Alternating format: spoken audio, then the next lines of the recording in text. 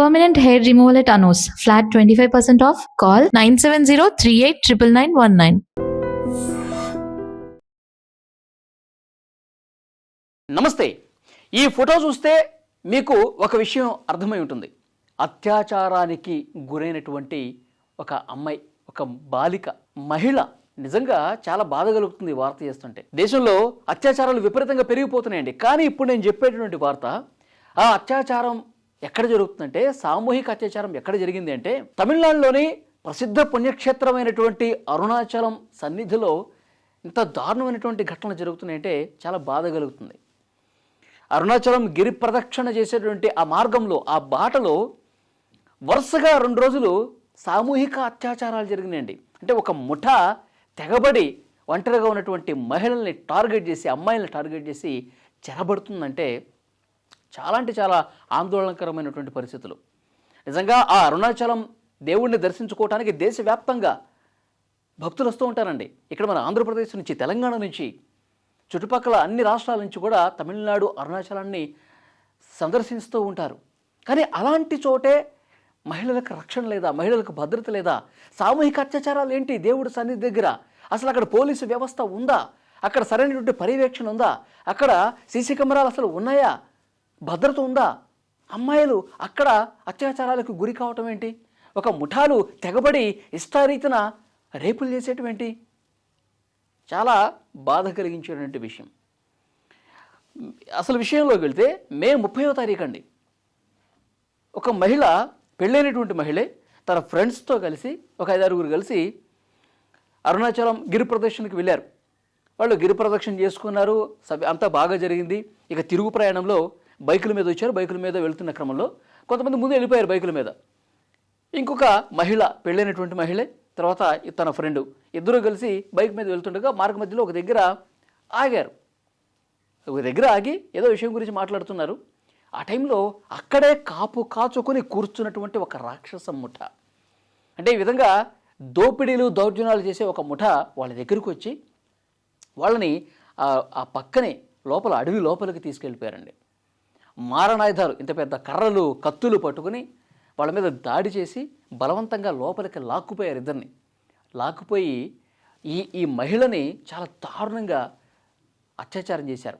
ఒకరి తర్వాత ఒకడు సామూహిక అత్యాచారం చేసి వాళ్ళ ఒంటి మీద ఉన్నటువంటి నగలు ఉన్నట్టే నగలు కూడా తీసుకుపోయి వెళ్ళిపోయి తర్వాత రోజు ఏం చేశారు, ఆ ఫోటో తీసుకున్నారు కదా, ఆ ఫోటో మళ్ళీ వీళ్ళకి మెసేజ్లు చేసి ₹1,00,000 పంపిస్తావా లేదా, లేదంటే మీ ఇద్దరు నగ్నంగా ఉన్నటువంటి ఫోటోను సోషల్ మీడియాలో పెట్టేస్తాం. అంటే వీళ్ళు ఒక కుట్రపూరితంగా, ఒక ప్లాన్ ప్రకారం, ఎందుకంటే ఇద్దరు బట్టలు లేకుండా ఫోటోలు తీసుకున్నారుగా, అంటే వీళ్ళు ఈ అడవి లోపలికి వచ్చి ఈ విధంగా చండాలమైన పనులు చేస్తున్నారని చెప్పి చూపించడానికి వాళ్ళు అట్లా ఫోటోలు తీసుకునేది. వాళ్ళకి భయపడిపోయి వాళ్ళు ఎంత కావాలంటే అంత డబ్బులు ఇచ్చుకోవాల్సినటువంటి పరిస్థితి. భయపడిపోయి ఎక్కడ వీళ్ళు సోషల్ మీడియాలో పెడతారు, అసలు వీళ్ళు దోపిడీ చేసే ఒక దుర్మార్గపు రాక్షస ముఠ ఎంతకైనా తెగిస్తారని చెప్పి భయపడిపోయారు. ఆ తర్వాత వాళ్ళు పోలీసులు స్టేషన్కి వెళ్ళి కేసు కూడా పెట్టారనుకోండి. ఇది మే 30వ తారీఖు జరిగింది. సేమ్ ఇలాంటి ఘటనే 31వ తారీఖు జరిగిందండి. మే 31వ తారీఖు మళ్ళీ గిరి ప్రదక్షిణ చేసుకుంది ఒక అమ్మాయి. ఇక్కడ తిరువణ్ణామలై అరుణాచలం మున్సిపాలిటీకి సంబంధించిన లోకల్ అమ్మాయే, 23 సంవత్సరాల అమ్మాయి. ఆ అమ్మాయి గిరి ప్రదక్షిణ చేసుకుంది మే 31వ తారీఖు. చేసుకుంటున్న టైంలో విపరీతంగా కొంచెం అలసిపోయింది, కాళ్ళు నొప్పులు వచ్చినాయి. సో ఇక్కడ కింద ఒక గ్రామం దగ్గర కూర్చుండిపోయి తన ఫ్రెండ్కి ఫోన్ చేసింది. ఇంకా నేను అలసిపోయాను, ఇక నా వల్ల కావట్లేదు, ఒకసారి నన్ను డ్రాప్ చేసుకోవడానికి రా అని చెప్పి పిలిచింది. అతను కూడా వచ్చాడు. వచ్చిన తర్వాత ఒక హోటల్ దగ్గర టిఫిన్ పార్సిల్ కట్టించుకున్నారు. మళ్ళీ హైవే మీదకి వచ్చారు. హైవే మీదకి ఇట్లా వచ్చారో లేదో మళ్ళీ ఆ రాక్షస ముఠ వీళ్ళ మీద పడింది. వీళ్ళ మీద పడి వీళ్ళు సేమ్ అదేవిధంగా బెదిరించి మళ్ళీ అడవి లోపలికి లాక్కుపోయి మళ్ళీ ఆ 23 సంవత్సరాల యువతి మీద మళ్ళీ అంతే దారుణంగా సామూహిక అత్యాచారం చేయటం. ఆమెకి చెవి పోగులుంటే ఆ చెవి పోగులు కూడా తీసుకోవటం, మళ్ళీ ఇద్దరు బట్టలు ఇప్పేసి మళ్ళీ ఫోటోలు తీసుకోవటం. వెంటనే వాళ్ళు వెళ్ళిపోయిన తర్వాత కేసు పెట్టారు. అంటే వీళ్ళు సామూహిక అత్యాచారం చేసే ముందు పెనుగులాట జరుగుతుంది కదా, ఇష్టారీతిన దారుణంగా కొట్టారంటండి. వాళ్ళ దగ్గర పెద్ద పెద్ద కత్తులు, కర్రలు ఉన్నాయి. మాట వినకపోతే చంపేస్తామని చెప్పి లిటరల్గా వాడినేమో కత్తులతో దాడి చేయటం, ఈ అమ్మాయి మీద కర్రలతో కొట్టడం, అట్లా చేసి ఆ దొంగల ముఠ అత్యాచారం చేయటం, ఒంటి మీద నగలు దోచుకోవటం, డబ్బులుంటే దోచుకోవటం, వెళ్ళిపోవటం, మళ్ళీ సోషల్ మీడియాలో మీ ఫోటోలు పెడతానని చెప్పి చాలా దారుణంగా ప్రవర్తించడం. వరుసగా ఒక్కరోజు తర్వాత ఇంకొక రోజు మే 30, 31 తారీఖులో జరిగిందంటే ఇక్కడ చాలామందికి ఒక డౌట్ వస్తూ ఉంది. అసలు అక్కడ అరుణాచలం గిరి ప్రదక్షిణ చేసుకునేటువంటి ఆ మార్గంలో పోలీసులు చెక్ పోస్టులు ఉండాలి, భద్రత ఉండాలి, రాత్రి సమయాల్లో అక్కడ ఎవరు ఉండరు, పోలీసులు ఎప్పుడూ కాపలా కాస్తూ ఉండాలి. ఎందుకంటే అక్కడ లోకల్గా జులాయి వెధవులు ఈ విధంగా దోపిడీలు, దుర్మార్గాలు చేసే ముఠాలు వాళ్ళు అరికట్టాల్సినటువంటి బాధ్యత ప్రభుత్వం మీద, పోలీసు యంత్రాంగం మీద ఉంటుంది కదా. ఎందుకు లేదు? దేశవ్యాప్తంగా భక్తులు అక్కడికి వస్తూ ఉంటారు. ఇంకొక సమస్య కూడా ఉంది అక్కడ లోకల్గా ఇప్పుడు తెలుగు వాళ్ళు వెళ్ళారనుకోండి, భాష రాదు, తమిళ మాట్లాడతారు. వేరే రాష్ట్రం నుంచి వెళ్ళారు, హిందీ బెల్ట్ నుంచి వెళ్ళారు, వాళ్ళు హిందీ తప్ప వాళ్ళకి అక్కడ తమిళ్ రాదు, వాళ్ళు కూడా ఇబ్బంది పెడుతూ ఉంటారు. అక్కడ ఉన్నటువంటి ఆటో వాలాలు కావచ్చు, అక్కడ వేరే పనులు చేసుకునే వాళ్ళు, హోటల్స్ నడిపించే వాళ్ళు, ఇష్టారీతన ఎంత అంటే అంత దోపిడీ చేసుకునేటువంటి ముఠాలు కూడా కొన్ని తయారైనాయంట.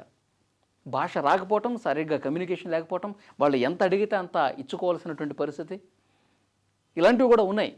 సో వీటన్నిటినీ అరికట్టాల్సినటువంటి పరిస్థితి ఉంది. ముఖ్యంగా మహిళలకు భద్రత కల్పించాల్సినటువంటి అవసరం ఉంది. వెంటనే పోలీసులు అక్కడ తిరువణ్ణామలై పడమర పోలీసులు 5 బృందాలుగా ఏర్పడి ఈ దొంగల ముఠాలో మొత్తం 11 మంది ఉంటే అందులో 16 సంవత్సరాల మైనర్ బాలుడు కూడా ఉన్నాడు ఆ ముఠాలో. ఆ 11 మందిలో 8 మందిని అరెస్ట్ చేశారు, ఇంకా 3 కోసం గాలిస్తూ ఉన్నారు. దీని మీద ముఖ్యమంత్రి విజయ్ కూడా సీరియస్ అయ్యారు. ఎందుకంటే విజయ్ ముఖ్యమంత్రి అయిన తర్వాత వరుసగా తమిళనాడులో ఈ అత్యాచార ఘటనలు ఎక్కువైపోయినాయండి. మొన్నటికి మొన్న మీకు తెలిసే ఉంటుంది, అక్కడ కోయంబత్తూరులో ఒక మైనర్ బాలికని చాలా దారుణంగా రేప్ చేసి ఇంటి దగ్గరే ఉన్నటువంటి వాళ్ళు అత్యాచారం చేసేసి అక్కడ ఊరి బయట చెరువు దగ్గర పొదల్లో పడేసి వెళ్ళిపోయారు.